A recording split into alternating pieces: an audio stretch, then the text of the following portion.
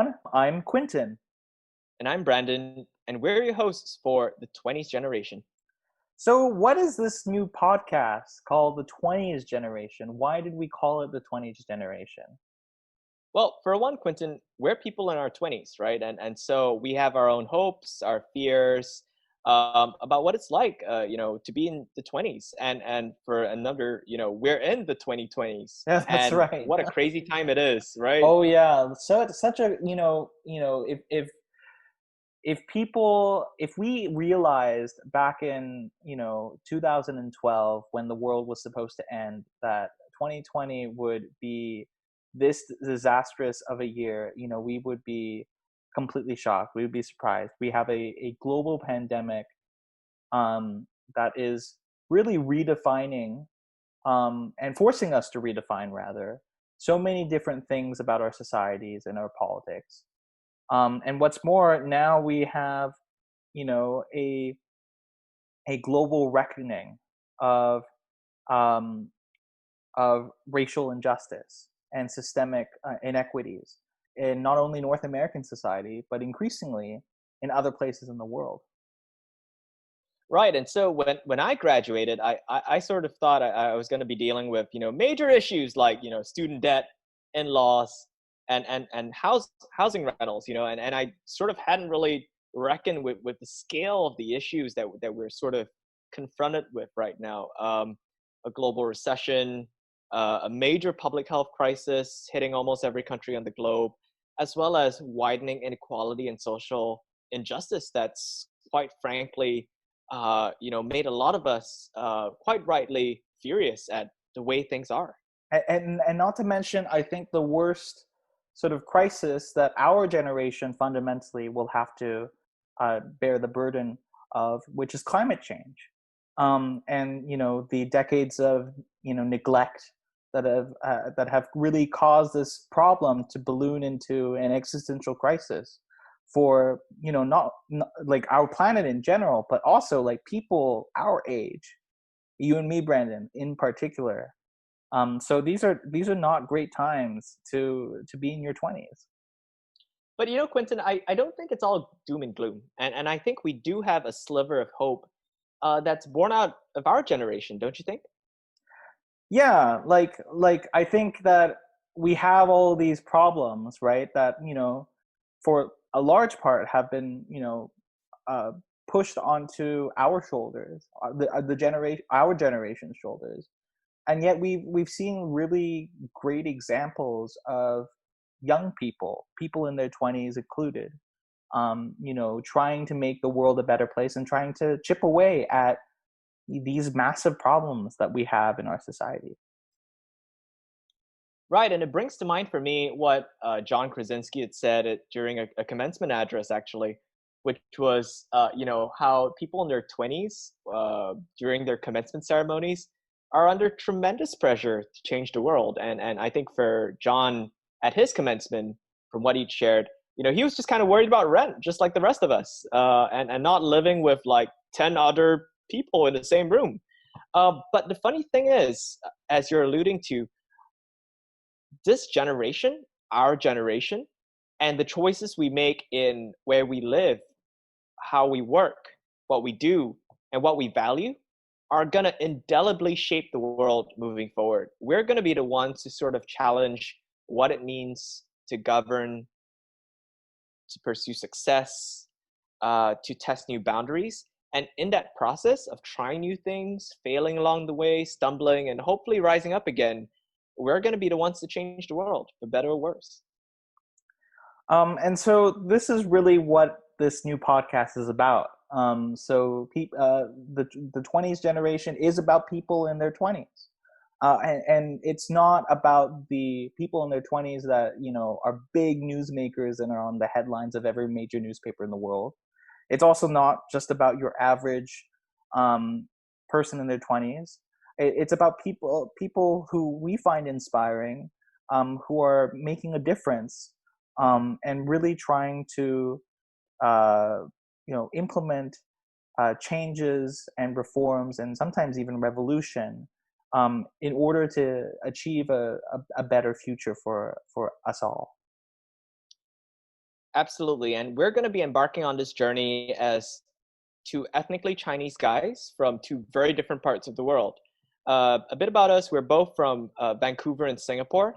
And we actually met having gone to school at Brown together, right? And I think we met in the student lounge in our freshman year. Was that right? Yeah, that's right. I still remember that time when I think one of the first times we actually met, like talked to each other. I was asking you if Singapore noodles actually did come from Singapore or not.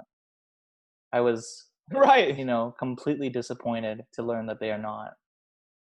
Right, it's a total myth. It's a marketing ploy.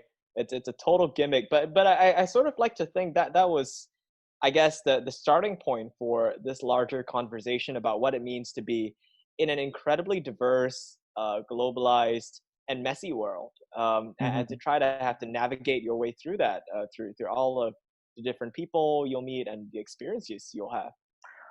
Yeah, and my hope is that when we say that this is a platform, right, to really showcase youth voices, people in their 20s, voices of those people around the world. We really do mean around the world, right? We've got some great people in well, I don't know if we can say that yet, but we have They will plans. be great people. There will be great people. We have plans to talk to people from like very different backgrounds, very different places in the world, and really try to see how these different perspectives weave together, a complex, messy, and hopefully inspiring narrative of what it means to be in your 20s in these, frankly, unprecedented times. That's right. So we've looked through our contact books as well as the contact books of those we know. And we've sort of assembled a motley crew of musicians, historians, politicians, activists, scholars, artists, and many others who are sort of along their way in their 20s. And we're going to be asking them a bunch of hard but important questions about stuff like inequality, activism, what they value, their identities, their heritage, how they want to create a better and fairer society. And hopefully through this journey, we'll be able to figure out a better way forward. Now, on to the show. We're excited to have with us Luk and Val of the band Strawberry Generation. An indie pop band born out of Brown University, the band has been praised for their sweet vocals and lush arrangements that bring to mind nostalgic memories of youth. Strawberry Generation has crossed the Atlantic, performing everywhere from Derbyshire to Providence, and just premiered their debut album, Afloat, this past February. Luk and Val join us now to chat about their band, their lives after graduation, and their journey into their 20s. Welcome, Luk and Val.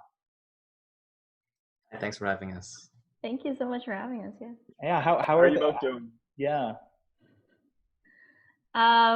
Doing great. We're kind of like all separated in different parts of the US right now. All staying at home, but yeah, generally doing okay. Staying healthy, keeping in touch with people online. And so right now you're actually separated, right? You're in different places right now, right? Yeah, so I'm in the Bay Area near San Francisco. I've been working here for the past year, and I'm actually planning on moving over to the East Coast very soon to start med school. But right now, I'm just sort of enjoying the nice weather, the sort of solid 70-degree weather every single day, which is it's been really nice. Yeah, I'm in Arlington, Virginia. Before, I guess, the pandemic, I was working in DC. Now for the last couple of months, I've been working from home. Cool. We wanted to invite you to this podcast because this podcast is about people in their 20s. And, what better sort of type of guest to have to invite than, two of our close friends who are in their 20s, who are in a band about this generation, presumably. About being in your 20s, yeah. Yeah, that's us. No, I just like that. It's really cool. I mean, I'm really happy to be chatting with you guys. I guess I was wondering, like, what sort of prompted you guys to want to start this podcast? Yeah, it's a great question. And I think one of the key things was, sitting around, we were just kind of naturally in our 20s, not quite certain about what to do with the multitude of challenges, both personal and global, I guess, that all of us are kind of dealing with.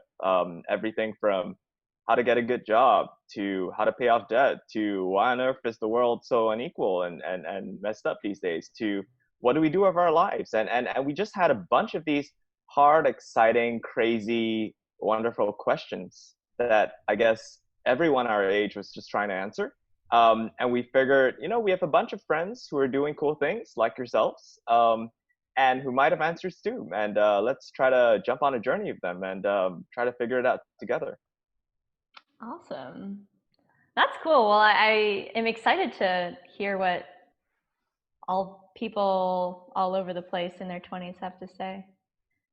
So we wanted to first start, I guess, with an introduction about the band, and how the band got the name Strawberry Generation. And of course, I think all of us at Brown sort of grew up with Strawberry Generation across our college years.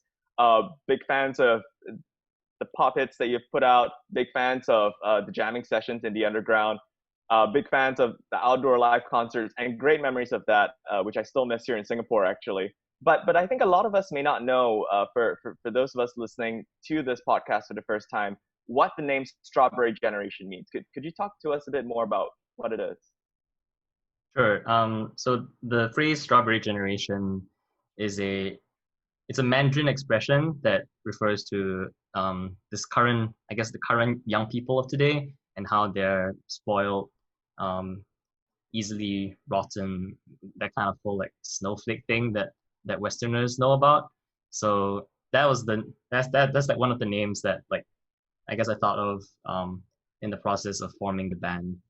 And I guess like going back before that, how the band was formed, it was in my first year of school, and in my music class that I took in the first semester of freshman year, I met my friend Chris Chen, and at the time I was recording stuff just like solo, with no intention of being in the band. And I asked Chris like, "Oh, I have a song that I feel like having a really cool saxophone solo at the end.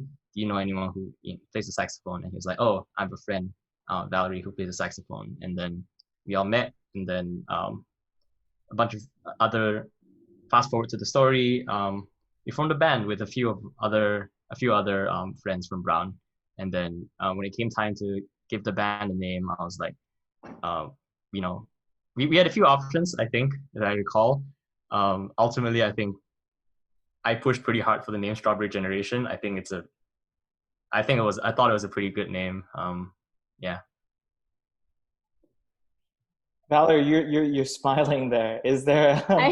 Did you agree with this name, or was this a fairly forced sort of decision? Oh no! It wasn't anything like that. Like I think that we're all really big fans of the name. There's just, yeah. I mean, I think that like there's a lot more like thought put into the name that Luke hasn't mentioned, but it was kind of about like a little bit of our like sort of Asian roots, and yeah, just sort of like reclaiming this idea of being like entitled and having, like you can't handle difficulty and challenges. So yeah, I don't know. We're very indecisive, I think, Luke and I together. And so every time that a decision has to be made, we sort of like discuss it forever until we decide that we just have to go with something. And I think we've gotten better at that, but in the beginning, definitely it was just like, oh, this is a very important decision. We have to think through it really well. But I think, we really like the band name, and yeah, haven't looked back since. Actually, I do have to. I mean, I don't have to, but I think it's funny to point out that one of our previous band members, like at one point very early on in the band, he gave me a phone call and he was like, oh, I'm not sure about this whole band name thing. And I was like, oh, I thought it was fine. And this is like I think it was like a few months after we've had the name. And then they were like, I've had friends come up to me and say, yo, the music is great, but the band name though, like, why? And then so it's like, I was kind of like, okay, this is surprising because we had the name for a while. So I was like, oh, I assumed that we were all chill with it. Then like the more I thought about it, and then like, I had to like justify my decision because I wasn't about to change the name like a couple of months into having a band. That's like, I don't think that's a good decision at all. So as I thought about it, I was like, it's kind of a thing where like you're forced or like you become more attached to the idea the more you have to defend it. Like at first you're like, this is a cool name. And then like after a while, like oh no, actually the name is good because of X, Y, and Z. Like I became more of an ardent defender of it. Ultimately, I think I think as Val said, it's a name that reflects our Asianness, the two of us, the two principal songwriters. There are lots of cool bands with fruit-related names like Orange Juice and Strawberry Switchblade, which is our predecessor strawberry named band, who are really good. And I guess lastly, like it's a good visual identity kind of thing. There's like a strawberry emoji. It's got like, visual charm. So yeah. I wonder though, sort of, because of this meaning behind Strawberry Generation in, the original Chinese, right? In Taiwan and in other Chinese speaking societies, for example, like, does that ever get across to, your audiences, which, who come from very different places?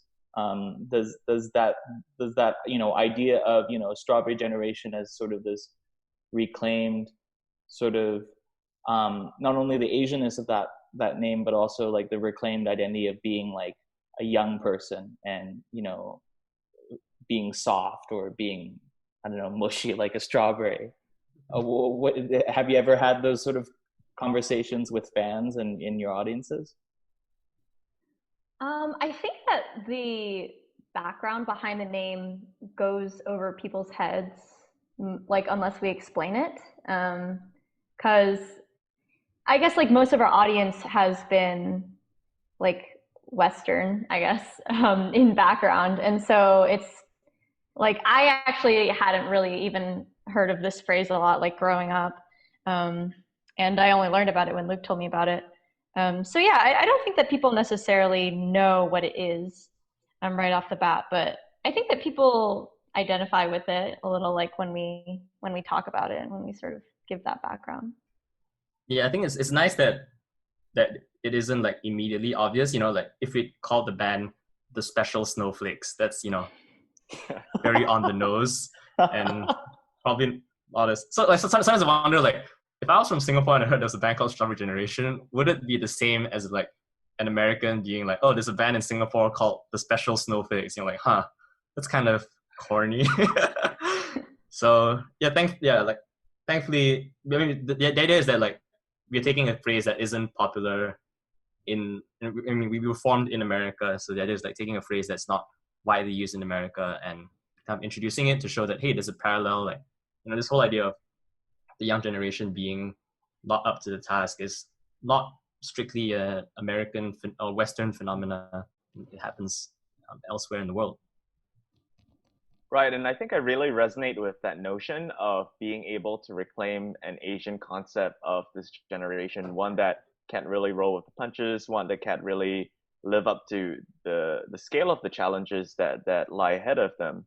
And I think our generation has been called, spoiled, entitled, privileged, fragile, a lot of things that aren't necessarily very complimentary. So I was curious to know what you guys would have to say to that. Yeah, I mean, I think that it's interesting because a lot of different generations throughout history have sort of gone through this of oh, when I was like everybody's parent has a story too of like, oh, when I was young, we had to walk 30 miles to school and it was cold and we didn't have coats or something. And I'm sure that, their parents also had stories that they would tell them. But but I don't know. Like, I think that it it doesn't seem like the worst thing, I guess, that people of like newer generations have easier lives than people of previous generations, because it kind of feels like, well, isn't that progress? Like, isn't that kind of what we're going for? Like, I don't know. Like, I don't think that I would necessarily want, my children or the next generation of people to have to struggle with the same things that I'm struggling with. Like, I'm hoping that maybe some of those things can be fixed for them. And the other thing I would say is that I think that when you sort of lump an entire generation of people into one group and say, like, okay, like this entire group of people is entitled, and they have all these different sort of privileges, and they can't take the heat, I think it sort of discounts like the very different experiences that people have, even among like young people. And not everybody like is actually privileged enough to be able to have easy lives where they're able to be spoiled and not have to walk 30 miles to school. And I think that in general it just feels a little bit like maybe we can do more to try and show that there's like a huge diversity of experiences within even one generation. Yeah, I agree mostly with those sentiments. Cool. Thank you, Luke. And thanks, Val. Why don't we go and talk more about your music right now? So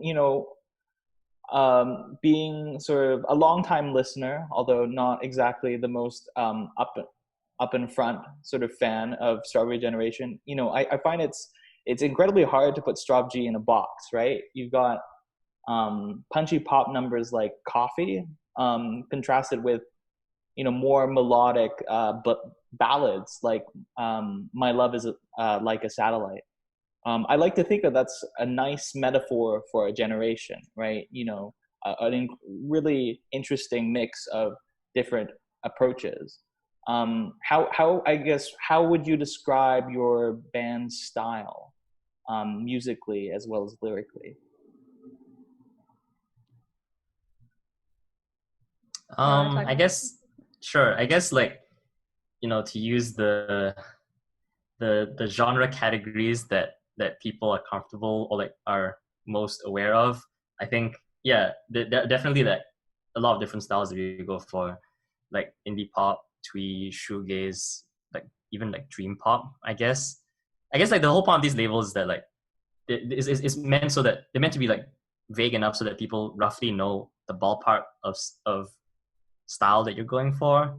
And yeah, definitely like it's a metaphor. Yeah, like the different styles are like our generation have different personalities, but also I think on a more like literal level, the reason why there's lots of different styles is because we all listen to different things and we all like try to make our opinions heard. So in the example of like our album, some of the songs I really fought for and said like, this is a good song, it should be on the album. Some of the songs I was like not so keen on, but other members of our band were like, this is so good, what are you talking about? So it's kind of this like debate back and forth that leads to a variety of styles being represented. Yeah, I would agree with that. I think that we like, even I think so Luke and I are the primary songwriters, right? And I think that even among the things that we write within ourselves, like I think that Luke, you write like a variety of different types of songs, and I write a variety of different types of songs. Like, I think because we also listen to different types of music just within ourselves. But yeah, of course, like I think a lot of the arrangement and the execution of it comes from, just all of us sort of having different ideas of what we like in our head. And that diversity of ideas really does come together, especially in your latest album, Afloat. And you've mentioned before folks like Alves, A Tribe Called Quest, and Carly Rae Jepsen as your inspirations. They're all an incredibly diverse range of musicians as well. So I was curious to know where you get your inspiration these days for your music, both from existing musicians, from your lives, and how that process looks like for you guys. Yeah, I think that in the beginning, when I was writing songs, this was before Strawberry Generation. I think I just sort of wrote mostly for the lyrics. I think that I was just like a teenager with a lot of feelings and wanted to get them out, but I didn't want to talk to people. And so I sort of did that through my songs. And I think that as I sort of got into college and started, playing with the band, a lot more of it came from, okay, well, how would this actually work with the people that we have, and what it would be like to play this song like in Strawberry Generation. And I think that from that I started drawing inspiration more from just how different songs are constructed. Like I would hear something and I would really like something in the arrangement, or I'd like the structure of the song, and I try to like pick just little elements that I hear and like, ooh, that's kind of cool, and play with that in my own way. But I would say that definitely came later for the most part. For the most amount of time, I guess I would say I was just writing my own feelings. But yeah, I think that, I don't know, Luke and I write differently too, so I'm sure that you have something else. Yes, I think for me as well, definitely like before Strop G was like officially like bam, Strop G. I think when I was like mainly working by myself and hadn't really put much thought into being a band. It was very much like, cheesy singer-songwritery stuff. Or in the case of like Satellite, which I wrote initially as like a solo song, that was kind of like when I first entered Brown, it's like, okay, probably shouldn't be doing the whole acoustic guitar thing for too long, because that kind of gets a bad rep in colleges, like dude on acoustic guitar. So I was like, okay, I'll make some electronic stuff to try to like diversify. And then I think after forming Strop G and like playing a lot of live shows, that definitely changed the way that I thought about like arranging and writing. That like, okay, even stuff like writing in the key that is easy for me to like project in. Because in the past I was just like, I'll write in whatever key and then just like sing it into the mic. It doesn't really make a difference. But then like as I played more shows and like, gotta keep energy levels up, gotta keep the arrangement fresh. Like it's just kind of like informed by experience, like as you play more shows, like, this like a slow song, people maybe don't really like that, or sometimes they do, but like if you think a house show to X number of people, you want to like keep them happy and energetic. So stuff like that like really affected the way that I write. Definitely like as Strop G progressed as a band. Yeah, I would agree with that. I think that maybe I sort of came at it from the opposite way, where like all the songs that I used to write, I never recorded anything. I would just like play it, just in my bedroom or whatever. And I think that actually as we progressed as a band, like it was really interesting to see how like our experiences playing live has affected that, but also just like recording. I think for me, I had to think a little bit more about how a song would sound recorded as well when I was writing. Whereas like for Luke, I feel like you've been recording for a while. Yeah, I guess. That's really interesting, and obviously you both have very different backgrounds, and experiences with music, and musical inspirations, and not just you two, the key sort of primary songwriters, but also the rest of your band, right? Have very sort of diverse backgrounds with music and with life, and I think it's really interesting to see that your band comes from, I think, 3 continents, right? You use a ton of instruments, and so I hear your favorite animals range from an octopus to a snow fox. So, very, very, very distinct. How do you work as a band coming from, really quite different backgrounds and lived experiences. I know you talked about kind of how you two respect each other's sort of different songwriting approaches and you know, different ways of coming to music, but how does that come together as sort of a cohesive unit? Yeah, so I think, you know, like I mentioned just now, there's always this push and pull within the band. Yeah, I guess the good thing really is that everyone listens to different types of music in the band, but I think we're all open to listening to what the other person's listening to. So like, for example, I'll ask Ale, like, you know, like what kind of songs he's listening to. He showed me a few. I'll listen to them. I like maybe won't listen to them more than 3 times in my lifetime. I'll be like, oh, that's interesting. Like they're doing X, Y, and Z or whatever. And I think same goes for Val. I'll be like, yo, check out this like song by this completely unknown band. And she'll be like, oh, okay, that sounds cool. I mean, I know Val's not gonna like, it's not become like anyone's favorite band within the band, but like that's fine, because I think like, yeah, like, as long as like, oh, I really like this band because of this, and then you're like, oh, okay, yeah, like, and then you see how that might apply to our own songs. Yeah, I totally agree with that. Yeah, we're like all really open to like trying out new types of music and just like taking a listen. And I think that we all sort of like take each other's music taste seriously, even if we don't necessarily share that taste. And I think that there are like some overlaps in the types of things that we listen to, and that's part of what makes this work.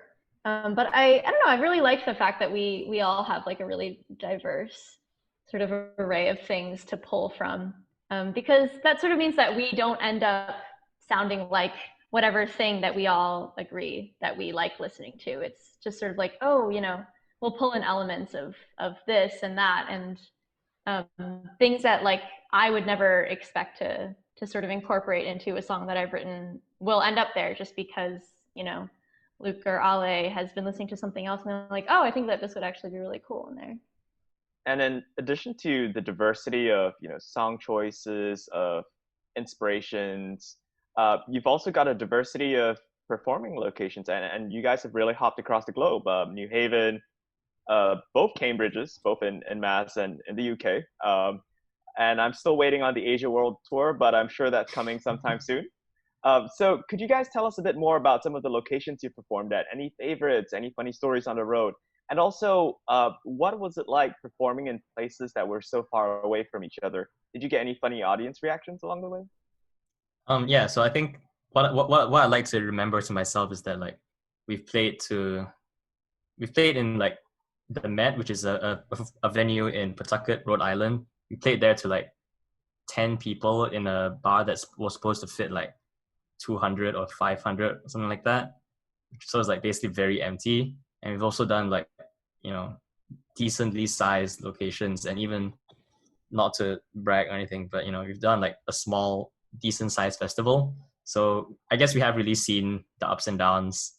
And yeah, I think as for like favorites, I think performing in every location has been interesting in its own way. Like for example, we played in the UK, and for example in Cambridge, in Cambridge, Mass, it was college young people, but in Cambridge, the UK one, it was like mainly an older crowd, and it was like interesting because you know they all obviously everyone there can drink, so we were like, oh, would you like to drink? I was like, oh yeah, this is surprising. Oh, we forgot that we're not in the US anymore.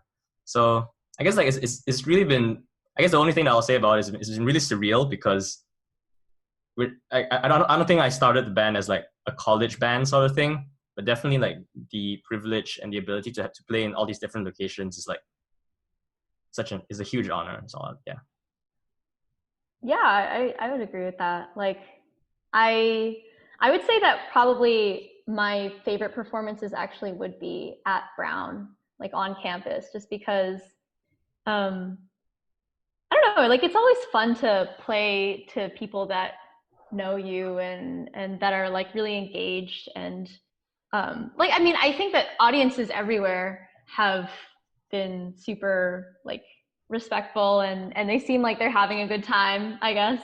But yeah, there are definitely sometimes like when people don't know you, they're there and they're like, oh, this is cool, or they're sort of like respectfully listening to you. But I think at Brown, where your friends are there and people have seen you play before, like there's just like this energy, I guess, that comes with it. So I would say that like probably some of my favorite shows were just right at home. I guess it's like in sports when you have home and away games, when you're playing at home, it's like, people are like, they're on your side. Yeah. Away games, I mean, there are away games and there are away games. There are away games are like in the UK, we didn't know anyone, but like, it's not like we were turning up uninvited, so to speak. But like there have been shows in the US where like we're like opening for someone and like we're not the main reason people are there. And that's always like, it's not like those shows are difficult, but it's more like the attitude becomes like, okay, like we got to make sure that people aren't talking in the middle of our set or whatever. So there's a bit of like gung-ho-ness in those shows, as opposed to like, hey, it's all pals or whatever, which is fun too, obviously. But yeah, so like every show's different in its own way. They've all been like really great experiences. That's really interesting. I wanna now talk about sort of your lyrics and sort of kind of try to draw some sort of philosophical musings, as it were, from you two about music and also about life.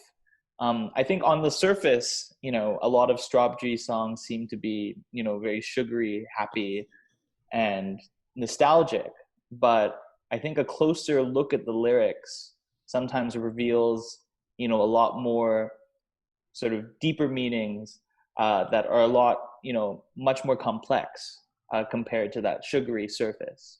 You've sung about dating, misunderstood love affairs, dislocation, reading poetry in high school.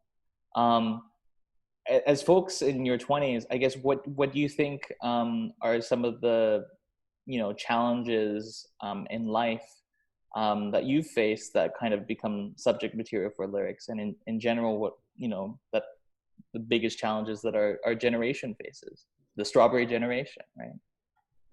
Yeah, I think that our generation, we sort of struggle with isolation in a unique way. And I mean, I guess like part of that is sort of like, oh, look, we're in quarantine. But in general, like, I think we, maybe because of like technology or social media or whatever, like how easy it is to feel like you're surrounded by people and feel like you're getting stimulation from people while you're also just by yourself.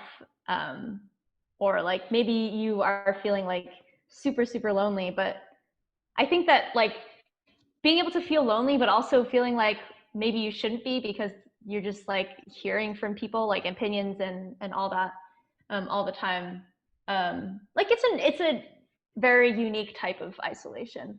And I think that there's like sort of a theme, I guess, in our songwriting that comes from that. And part of it is like the way that, well, I guess, I'll let Luke speak for himself. But I think for me, like, I tend to write songs from a personal place, but I tend to like, I don't really like to put it all out there, like, so there's a thing where Taylor Swift will like put the names of people in her songs. And like, I'm like very much the opposite of that. Like, I would never actually do that. And I put names in my songs, but they're all made up names.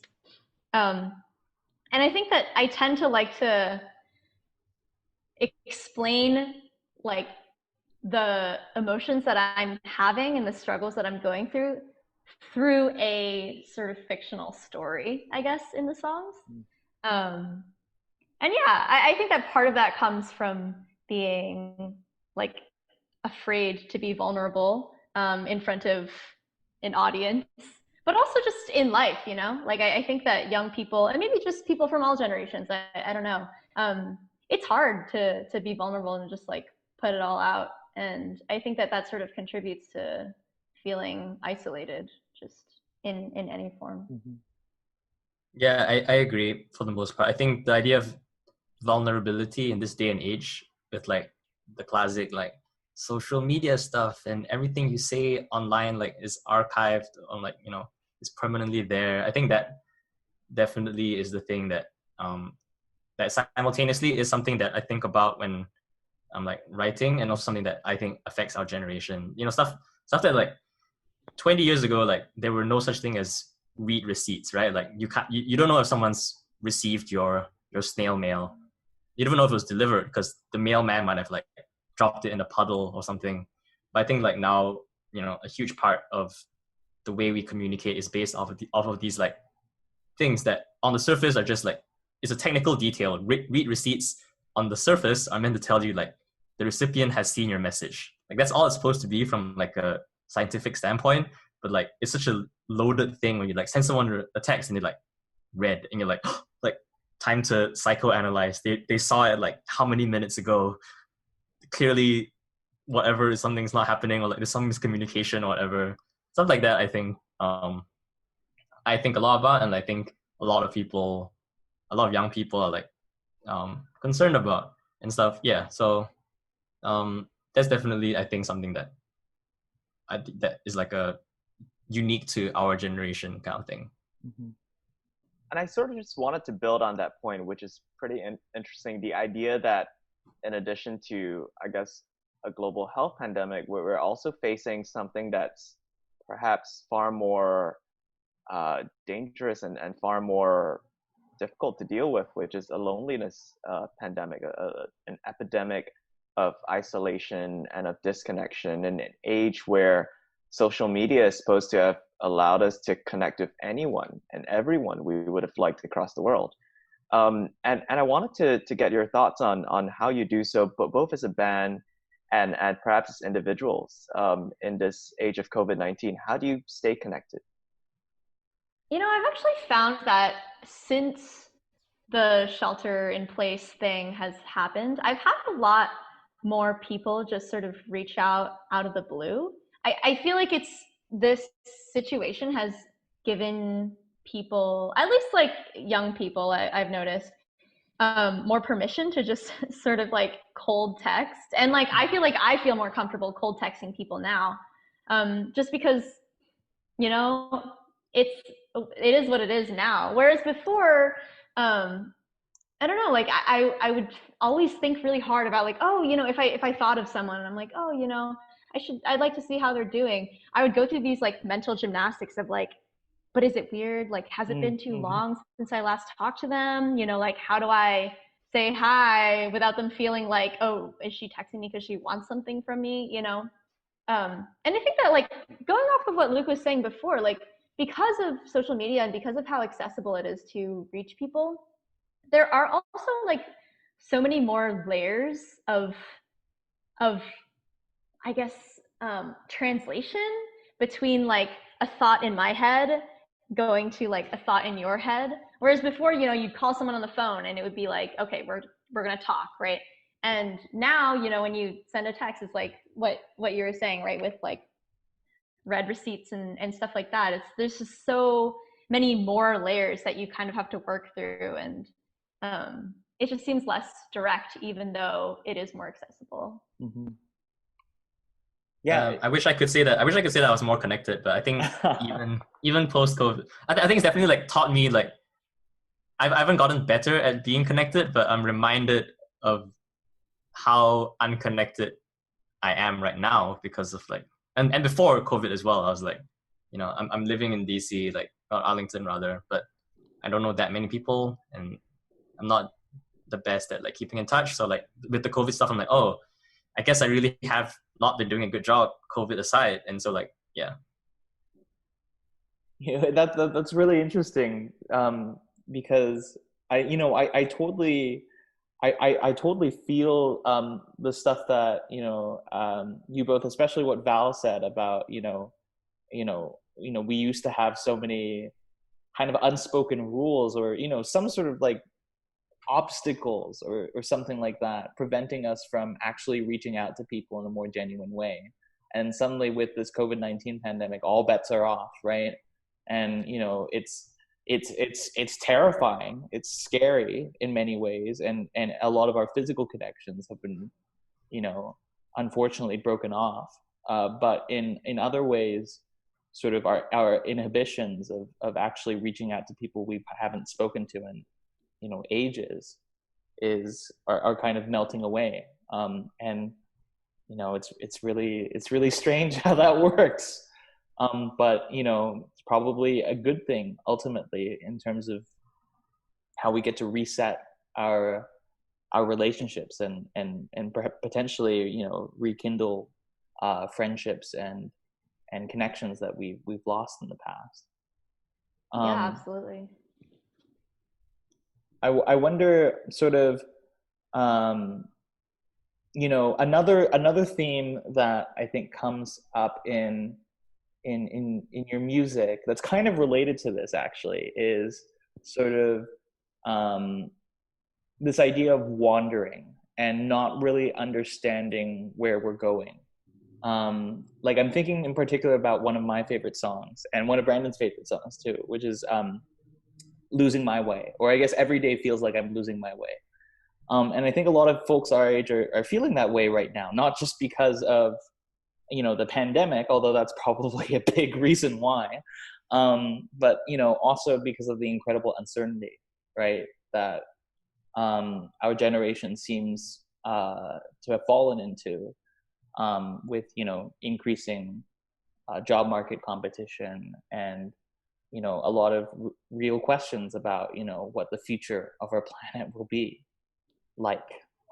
So, you know, folks are unemployed or stuck in dead-end jobs, right? Moving city to city and hoping that there's, you know, kind of like how the opening line of that song, Losing My Way, goes, a guardian angel to send them a signal. So, you know, Strawberry Generation, if you were that guardian angel, what sort of signal would you like to send to those wanderers, I suppose? So I guess as the person who came up with that line, you know, it definitely came from, as with a lot of my other songs, it comes from like a place of, not pessimism, but a place of like, of caution, you know what I mean? So I don't know if I'm qualified to give, you know, the grand advice spiel thing, but I think like, I guess I will say that like, I think everyone manages themselves differently in the face of adversity. And I think in the times that I've faced adversity, and I look back and I was like, oh, I guess I was, you know, acting very differently from how I usually did. But I think like, you know, I think there's something to be expected. We can't always expect to, you know, have unwavering resolve or like be unwaveringly always this same person regardless of what happens in our lives. So yeah, sometimes like, you know, I'll be like, oh, I'm acting really differently, or like I acted really differently at that time, but I'm like, you know what, maybe it had to be done. Maybe that was necessary to get where I am now. And yeah. Yeah, and I think it's also interesting in terms of what a lot of, I don't know, in terms of what's happening on social media a lot. Sorry to keep linking back to that, but I feel like there's this idea of like people calling each other out for things that they said many, many years ago. And that's not to say that that you shouldn't call people out like when they say problematic things. But I think that there is also, like, I've seen a bit of resistance to just like apologizing, you know, sometimes like people will be like, oh, like, you know, they'll get defensive about it. And I think that it's okay. Like, you know, sometimes we just need to accept that, like, you know, I've changed, like the world has changed, like people change. And, you know, just because you said something wrong in the past doesn't mean that you can't learn from it now. But also, you know, that was you that said that. And so like, it's okay now to take responsibility for the wrong things that you said in the past. Mm-hmm. But yeah, I mean, I think that I totally feel that like there's a lot of just like feeling like I am a totally different person now than I was before. And I'm always just going from place to place and in terms of what I think is cool and not. And even if I look back on the beginning of, you know, when I was first making music with Luke, like I will listen to old music and just hate everything that I used to write. But that's, you know, that's part of the deal. Like I think that not a bad thing, because it means that I have learned something and am growing as a person. It's, you know, I don't have to feel bad for the fact that I wrote what I think are, you know, bad songs back then, because you gotta, you know, just get it out. So yeah. Well, I personally think that some of the very early hits, like the ones about peanut butter, are among Strawberry Generation's best. That's a deep cut. I'm not sure if that's canonical, yeah, but I really resonate with that notion that our generation, as we're growing up into this age where you can reach millions, if not billions, through the power of social media, is tasked with this challenge of having to steward both an online presence in addition to a physical presence. And it's scary to think, as you mentioned, that we'll be held accountable. As one of my favorite TV stars, Hartley Sawyer, was for your tweets. For context, I mean, Hartley was sort of called out for racist and deeply disturbing tweets, and he was removed from his role as a superhero on The Flash. And it's scary to think that way, but also I suppose that there's room for a degree of forgiveness, I suppose, as well as a degree of repentance on the part of those who sort of have lost their way, sort of have made mistakes along the way, because I guess that's all part of growing up and maturing, sort of figuring it out along the way, making some wrong turns, admitting that, and then having the courage to sort of move on. And on that note of wandering and trying to figure out where you're headed in life amid the wrong turns, I think a huge treat for any Strawberry Generation fan is the music videos. And in them, you've really wandered everywhere from the streets of Providence to piecing together vinyl records in the desert, to even carrying antique TVs across the jungle. All brilliant videos. And I was just curious to know what the stories behind these music videos were. Sure. So yeah, I think we've made like 4 videos, and all of them I really have a soft spot for them, because each of them was like I mean, this is what videos are. They're like documents of the time that they were made in. So all of them, like, I have really good memories of. I guess the first one was Coffee. That was a final project for one of the RISD winter session classes I took. So it was like 2 birds with 1 stone, you know, get a college credit and knock out a video at the same time. So that was cool. Losing My Way, yeah, that was a 2-year-long process that, you know, began in Singapore even before Strop G was the thing, because I had made Losing My Way kind of like, as I mentioned earlier, like doing electronic stuff solo. I was like messing around and made Losing My Way, then later on turned it into a Strop G song. I guess the significance of and the story of the song is that the TV that is carried around, that goes on a journey around Singapore in the video, belonged to my father when he moved from Hong Kong to start work in Singapore as a quantity surveyor, I think it's called. Like basically like land property development related stuff. But that was like, yeah, one of the first TVs, or like he owned that like in the 80s, and he kept it all the way until now. So that was like a cool touch.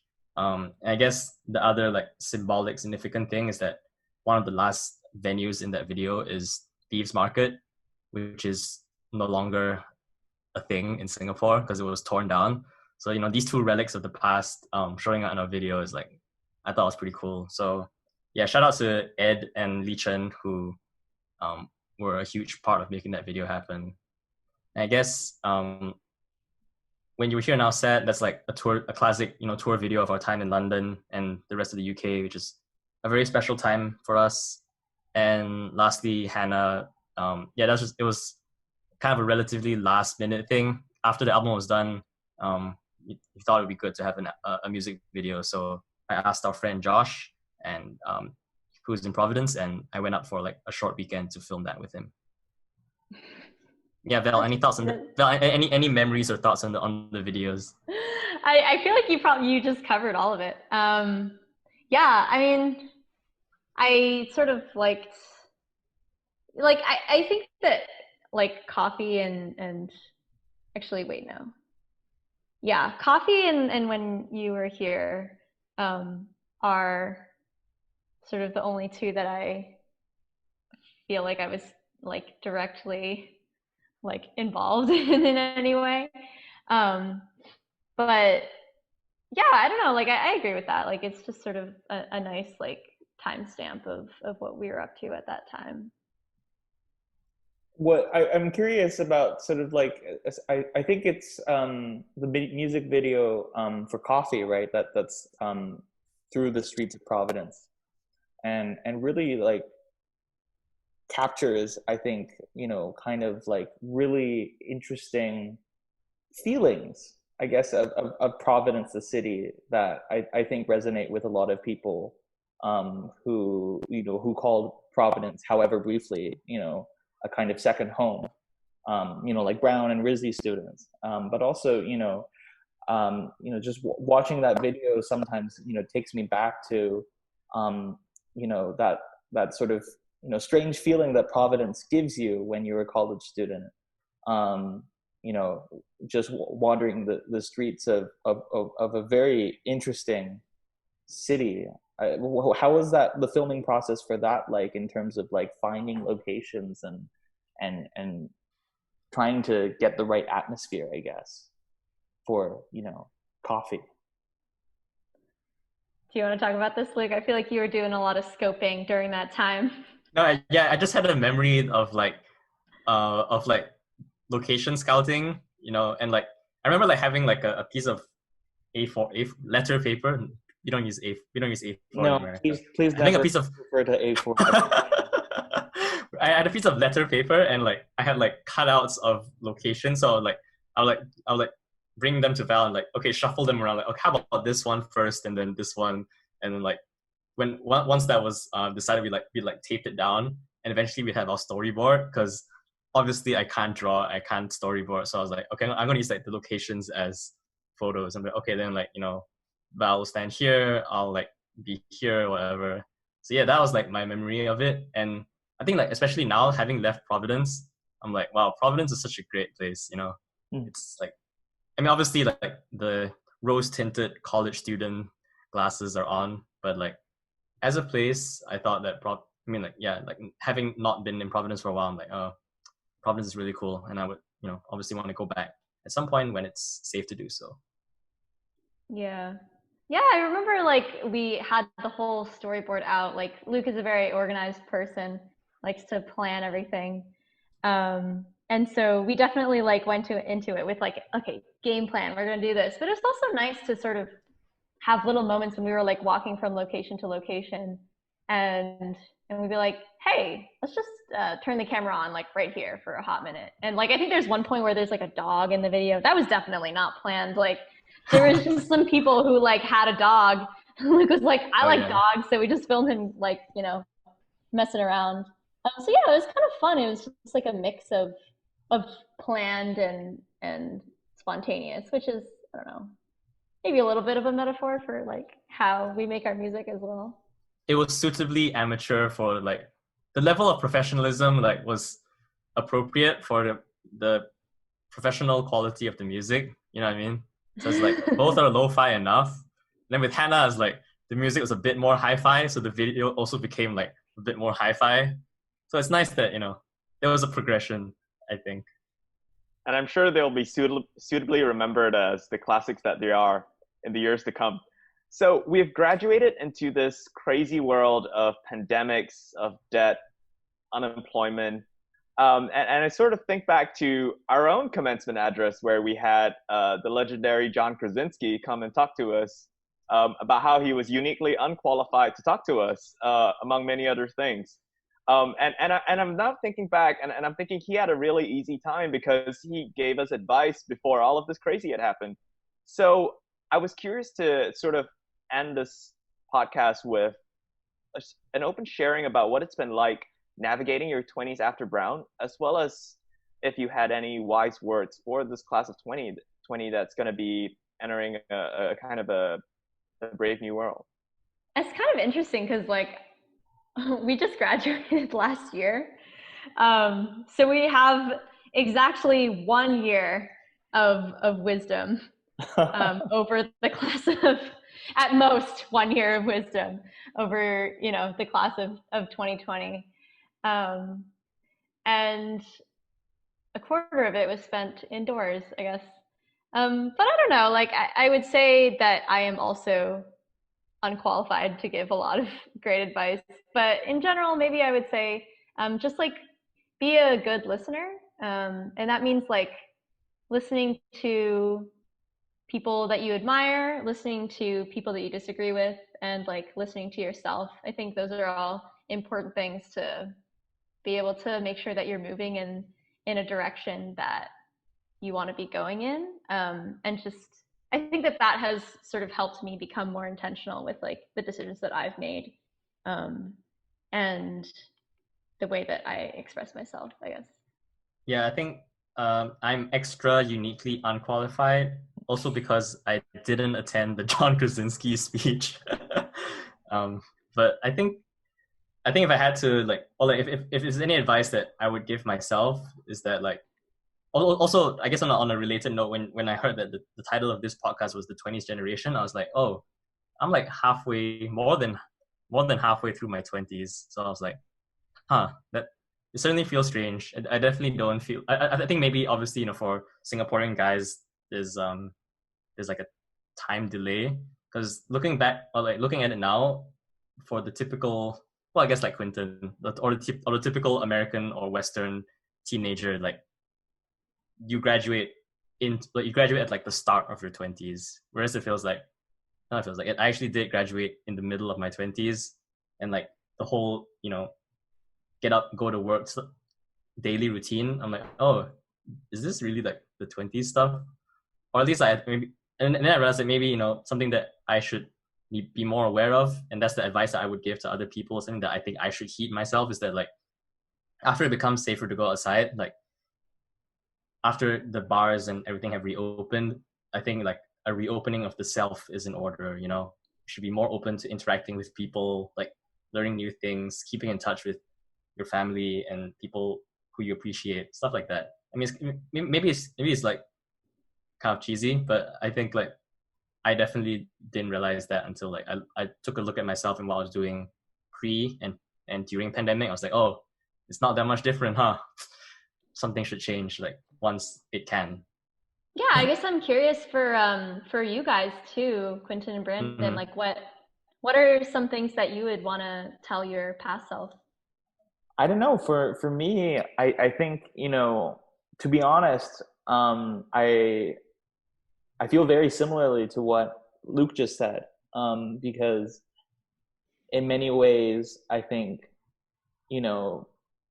I had been working in Vietnam up until just 2 months ago, and that sort of plan to remain working in Asia has kind of derailed, which is a loss in some ways, but in many other ways, I think being with family again, and also with the increasingly apparent realization that nothing will return to normal anytime soon, if ever. This is a good moment for reflection. This is a good moment to reset and actually kind of allow nature and the world to force you, like force myself to answer really tough questions about who I am and what do I really want. Kind of Uncle Iroh is speaking from the heavens and demanding that I choose my own destiny. So I think in many ways, yeah, I wonder if that's probably something that the class of 2020 will be doing right now too. Even more so because we've all had a taste of post-graduation life in the normal world, and now is the new normal, and we're going to have to reevaluate a lot of things, if not everything.